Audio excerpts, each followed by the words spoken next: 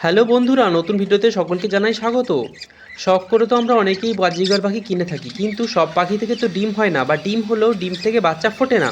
তাহলে এখন আমাদের করণীয় কী? প্রথমেই একটা মেল ফিমেল পাখি আমাদের সঠিকভাবে নির্বাচন করতে হবে।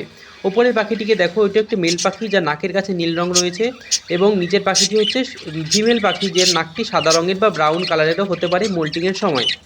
এরপরে আমাদের যেটা দেখতে হবে সেটা হচ্ছে প্রয়োজনীয় পুষ্টিগুণ সম্পন্ন খাবার।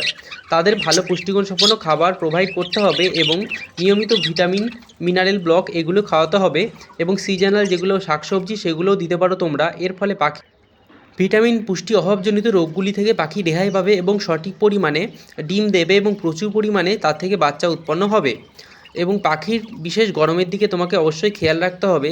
নিয়মিত পাখির জল পরিবর্তন করতে হবে, এবং পাখিকে একটু ঠান্ডা জায়গায় রাখার ব্যবস্থা করতে হবে। তোমরা যদি এগুলো ভালো করে পর্যবেক্ষণ করো বা খেয়াল রাখো, তাহলে তোমাদের পাখি অবশ্যই প্রচুর পরিমাণে ডিম বাচ্চা করবে, এবং পাখি এই গরমে হাত থেকেও ভালো থাকবে।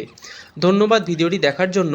আমাদের চ্যানেলে এরকম নতুন নতুন ভিডিও আপলোড করা হয়, তোমরা যদি দেখতে চাও তাহলে চ্যানেলটিকে অবশ্যই সাবস্ক্রাইব করো এবং বেল আইকনটি বাজিয়ে দিও।